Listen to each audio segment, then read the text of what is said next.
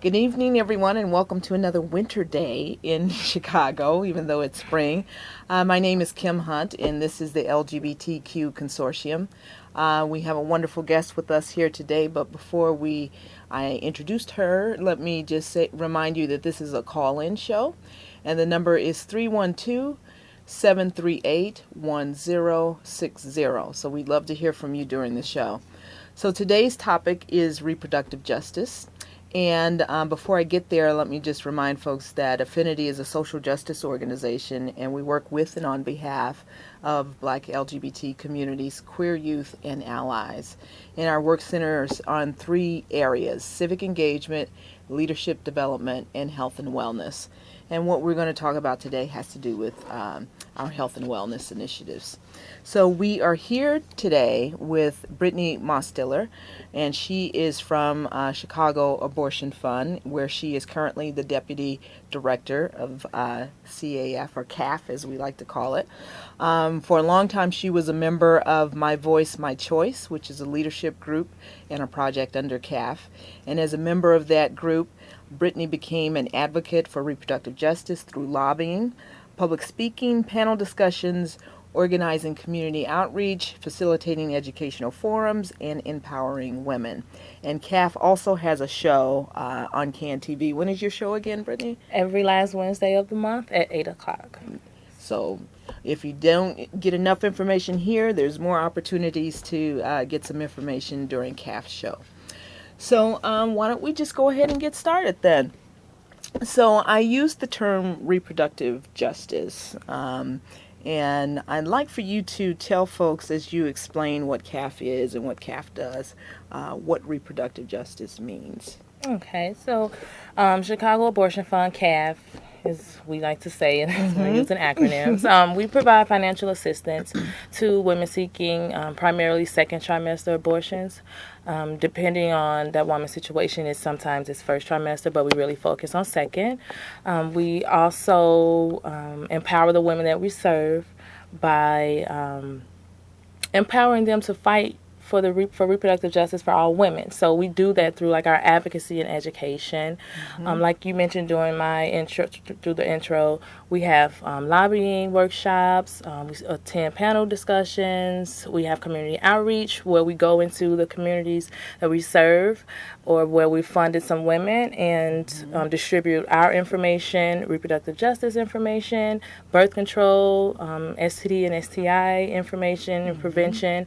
We have our TV show. We use that as an outlet to kind of lift some of the stigma and shame from abortion, and we talk about a myriad of topics. Like you mentioned, our show is every last Wednesday of the month at 8 o'clock. They're on our YouTube channel if you just search Chicago Abortion Fund, and you can see some of the things we discuss. Awesome. YouTube is a wonderful vehicle for this. Isn't it? It's out there for you to go back.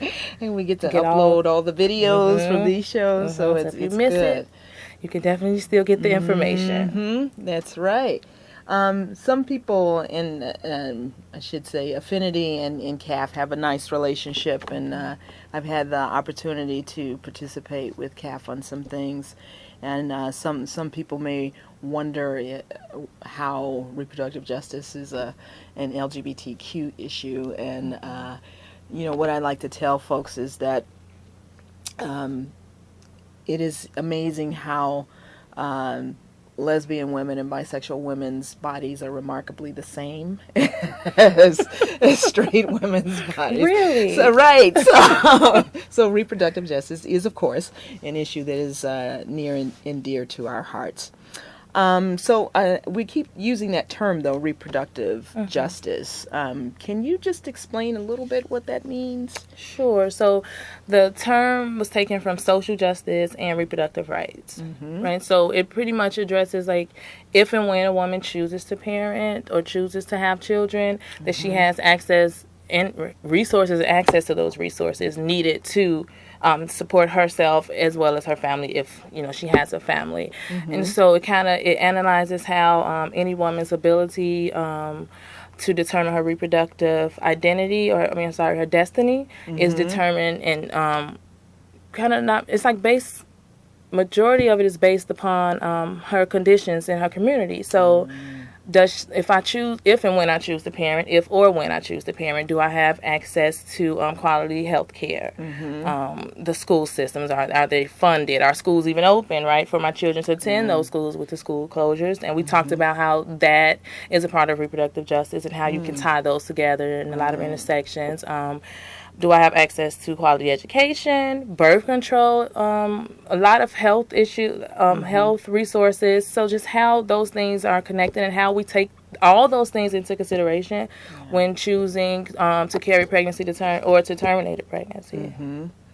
So it is, just like with any other community or issue, it's never one thing. Right. And, I find that a lot of people still, with their social justice work or their whatever justice work they're doing, they still tend to operate in silos. And what you've described is really much more intersectional because there's so many things that impact us as individuals and communities and families in communities and all of that. So it's hard to focus on one issue as the key to everything. So that can be your focus, but you have to, at some point, you have to acknowledge and accept that things intersect all the time. Everything intersects, like environmental justice, social justice, racial, reproductive justice, like all of those things. Like we're all facing like some injustice within that, and they're directly connected. And sometimes, for people who are not in this movement, it's hard to make that connection. So we really wanted to adopt that framework in the work that we do, and by starting the My Voice, My Choice Leadership Group and having all of these outreach efforts and advocacy efforts and educational forums, just so we can make that connection for those who don't necessarily always see it, and for those who refuse to see it once we've pointed it out. We have those kind of discussions a lot too in the LGBT community, when we have folks who think that marriage equality is the only issue, that it's an LGBT issue, when we know there's so many other things that impact us as individuals, and again, families and community and all of that. So Affinity and others has always taken an intersectional approach when it comes to the work that we do. And you mentioned access to resources and those sorts of things. It's interesting that so Monday is the deadline to sign up for the Affordable Care Act, and if you guys haven't done that, make sure you go to the Get Covered Illinois website. And I know that there are many people, navigators, they're called real people, who can help you through that process. But as part of this kind of national healthcare awareness over the years, some of the provisions that people have had to fought to make sure we're included, and some of those provisions have also been fought over to be pushed out of the Affordable Care Act, or are issues around reproductive rights and reproductive justice with women. And so we know, or we've seen visible and tangible examples in other parts of the country of how abortion clinics are being shut down. Absolutely. There's the case with Hobby Lobby, where that company doesn't want to provide insurance that includes I know, right? I can't even say it. It's just terrible. I know. So what's going on with that? How does CAF work? Do that work, and do you know of anything happening in Illinois that we should be aware of? Sure. I want to just talk about one of our successes from last year with the comprehensive sex ed bill. There was a lot of us on the coalition, and we really fought for that because, our youth really need medically accurate and safe information. They need access to that information. Yes. We know that our youth are sexually active, so why not equip them, Not everyone, but those who are let's make sure that they're safe, right? That they have access to that. So and let's not be in denial about please, because some of those sessions they were having on the floor was terrible. In denial for real. But so we work on a lot of legislation and try to kind of go out and target some certain elected officials and get their constituents involved with that. And last year in August, the parental notice of abortion law went into effect here in Illinois. it's not consent, but it is notification, which involves some written documents that adult family members.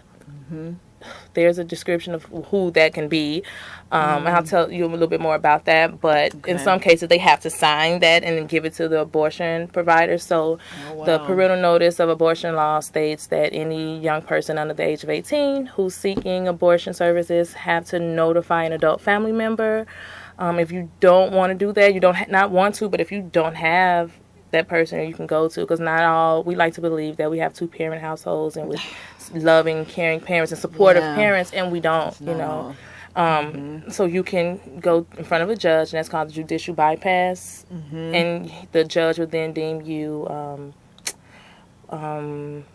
mature enough to make that decision, right? They can deny your, right. You know, they cannot grant you that, but the ACLU, the American Civil Liberties Union of Illinois, they do have free lawyers. They provide youth with free lawyers if you do want to go that route, and if you would like to just Google search ACLU of Illinois, you can find all this information about the project and parental notification of abortion on their website. And that's in effect, though. And about a month and a half ago, 2 House bills were introduced. Okay. That numbers, just so I don't mess these up, so you can, you know, do your own. I encourage you to do your own research, but it's House Bill 5462 and 5463. Okay. And in a nutshell, one of those bills that they introduced is aiming to shut down abortion clinics by like trap law, so targeted regulations in Illinois. against absolutely against targeted regulation against providers, right? Okay. So that means sometimes they want to make the abortion provider have admitting privileges at nearby hospitals, but then that hospital can deny you that privilege, right? So then, you know, it's it's a safe procedure. You know, you don't have, there is instances where a woman is going to the hospital, but it's like it's just there as a precaution, right? But the need isn't there. So you're targeting that place. And then you also have to turn your facility into a surgical facility. So that means even as far as like how big the room is, and your equipment, all of these things, it has really nothing to do with that woman receiving safe and affordable health care. So, and the other one is just a bunch of mandated, let me just read off of this so I have it right. So it requires women to listen to state mandated lectures that include medically inaccurate information, not accurate, inaccurate information. There are some printed materials that talk about the risk of abortion services, which is all false. And they're also going to make some DVDs to distribute to the women who are seeking abortion services. Wow. And on our TV show, I often talk about the abortion bans nationally. Not until recently have I had to, you know. That's why I'm surprised, you know, because I saw, this was a little while ago, Rachel Maddow did this whole thing about how Roe v. Wade was basically being stripped because in these areas, we think of it as the South or places like North Dakota, South Dakota, places like Texas, where reproductive rights are being stripped away through these little laws like this that make it harder and harder for a doctor to be able to provide safe and affordable abortion. So when you said it was happening in Illinois, I was a little stunned. Yeah, it's here. It's no longer knocking at our door. It is here. It's through. It's across the threshold. And parental notice that I just talked about, you know, that's in effect. And these bills have been introduced, but it's kind of like the people who introduced these bills, they adopted language from other things that have been struck down already by the federal courts here in Illinois. But again, they just lifted some of the language and introduced a new bill, and they acknowledge that they're not going to stop, you know, and their intention is to end abortion, right? And that's not going to happen. They're going to be women still seeking these services, but it's going to be unsafe, you know? Yeah. I one of the things that you and I have been talking about over the last day or so is the bowl-a-thon that you have coming up, and we'll talk about that in a minute.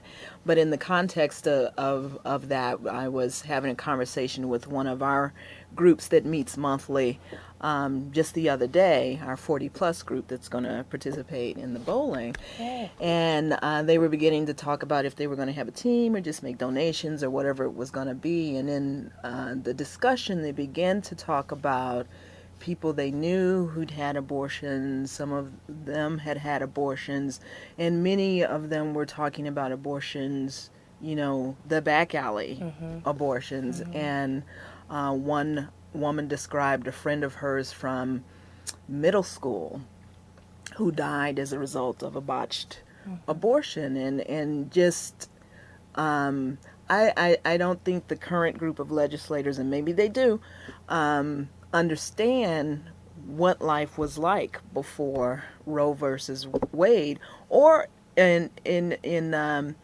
terms of folks who just don't know how to get safe and affordable abortions, what that means, what could happen to individuals and families. So that's something that we all have to work on. Absolutely, and it's here. And it's here, and that so yeah, that's really bad. And they keep popping up, So it's not just because it wasn't here. Let me say it wasn't here. Like I always, every time I would have our show, I would make sure I say, it could still happen because it's happening nationwide. Over the past 4 years now, it's been a lot of anti-abortion bans being imposed, being introduced. Yeah, to the point where there are some states that have maybe one like clinic. Mississippi, one clinic for the whole state.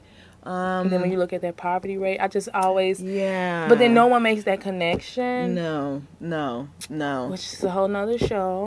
But we were talking, I know, right? Looking at these intersections and making these connections. But yeah, one clinic, or there were bans at 6 weeks, 12 weeks. At 6 weeks. Yeah. Sometimes women don't even know that they're pregnant. Right. Then there's the decision making. And it's just... Wow. Yeah. So in addition to the policy piece, you mentioned a term a little while back that I think we need to delve into a little bit, and that's stigma. The stigma that folks feel around this issue. So can you talk a little bit about that and what impact stigma can have on an individual and their decision? Absolutely. So I know, just speaking personally,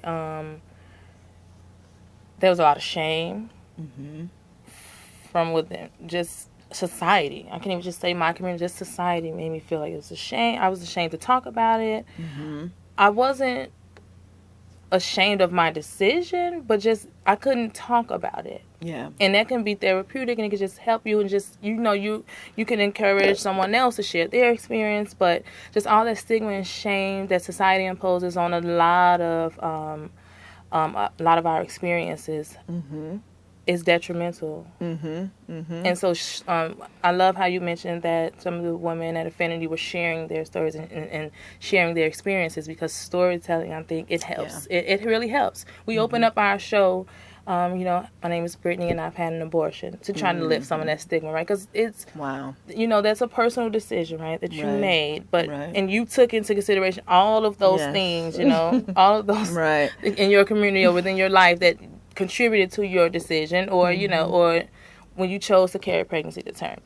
But you want to feel like you're not alone in anything that you do. So why is this so different? And if we can just talk about it and share our stories more, I think that helps to lift some of the stigma, release some of the shame. So I think that's really powerful that the women shared that. Yeah, it's the parallel experience in the LGBT community is coming out, right? So same kind of, in many ways, same kind of process. A lot of shame in some communities, or some families, even just things that have been ingrained in people as something that they should be ashamed of, and just that process of releasing it and understanding that you're not doing anything wrong. Yes. And the storytelling, I think that you're right, that does help a lot. So let's talk about this bowl-a-thon that you have, because I know you've spent a lot of time putting this together. To the wire, like down to the wire. But we're really excited. It's our annual bowl-a-thon. We have it every year. All of the money goes directly to, our direct service, which is funding women. So I'm really excited about it. We have some teams coming out. We're going to compete. We have a nice raffle, some silent auctions. It's going to be really nice. Really nice. And if you go to Stay Classy, you can, see and support. Very nice. Our bowl-a-thon effort. Very nice. Very nice. They have a little fun. I want to remind people that how you can reach Affinity too, and you can reach out to us if there's something that we say today that you didn't quite catch or you want more information. You can reach out to us via email, Facebook, Twitter. You can even call us. The number is 773-324-0377 to our office, and our website is affinity95.org. So I also we can talk about some other issues related to reproductive justice. We've spent some time on abortion, but we know that isn't everything that reproductive justice is about. Can you talk some more about some of the other issues and concerns related to reproductive justice? Absolutely. So just a huge thing for us is just having access to health care. And I keep using that word access because we actually need to access it, right? Yes. It can be there, but it makes no sense if it's all the way across town, right? Birth control, medicine, anything regarding like our reproductive health. Like it's a lot of things. So besides, I guess you can chime in also. But just thinking about our health care and accessing all those things that we need to just make sure that we're like full human beings and we can take care of our entire selves. Yeah. Right. And even I can take it as far as economically. I'm thinking about economic justice, right? So we talk about reproductive health, but then also where we get to work, or what things we can afford, or what things we can access, right? Because we are of low income, or healthy food, so we live in food deserts. That's going to affect our reproductive health, right? It's going to affect our health, period. So, and of course our reproductive health. So a lot of things. And what fumes am I taking in, thinking about the environment, like what type of neighborhood am I living in, and how does this affect me as a person, as a human being, regardless of whether I'm parenting or not, or besides anything related to reproductive, our reproductive selves. Like, how does that affect me? Yeah, I hear what you're saying. I want to pause for just a moment because there's another project that we have coming up called, and I think I consider this a reproductive health issue too in some ways, because, again, we're looking at young people in this. This is our LGBTQ Homeless Youth Summit that's coming up the first weekend in May. And folks can check it out at our website. We'll give you information. But I just wanted to pop that in there before I forget, because my memory is really bad. And I think we have a caller. Hi, you're on the air. Hi, yes. I wonder if you could make the connection between their fear of female sexuality and all of this continued repression of women's reproductive rights. Thank you. Wow. Yeah, I have been in conversations with people around that when it comes to these politicians who tout some of this just anger and bigotry around reproductive health. And also, I'll say, not looking at reproductive health as a men's issue, too. Because, you have reproductive organs, I think too. so. but I don't know what to attribute that to, honestly. I think some of it is trying to be more conservative, because it appears that for one of our political parties, the more conservative you are, the more points you get. The irony is that when you're in election cycle, especially after the primaries, everybody has to move a little closer to the center if you want to get votes. But by that time, all that hatred has been out in the air during the political system, and it doesn't do anybody any good. It doesn't advance the health needs of anybody. It continues to perpetuate the shame and stigma that people have and towards their bodies and the disconnect with their bodies. So there's a lot going on for a person to stand up and tout that kind of hatred and bigotry and craziness around women's health that we see in the political system. Unbelievably, our time is up. So thank you so much, Brittany, for being here, especially in the same week as your show airs. So I really appreciate it. This is Women's Women's History Month, so I wanted to make sure that we got something on related to women's history and women's bodies. About, yeah, by the way. See, there's a theme here. And I also want to let people know that next month our show is going to be about youth homelessness. I showed you the information about the youth summit that's coming up. It's 3 days. First day is youth only, and we're going to be talking to a lot of people about this issue of homelessness. So thank you again, Brittany, and thank you everybody for tuning in, and we'll see you next month.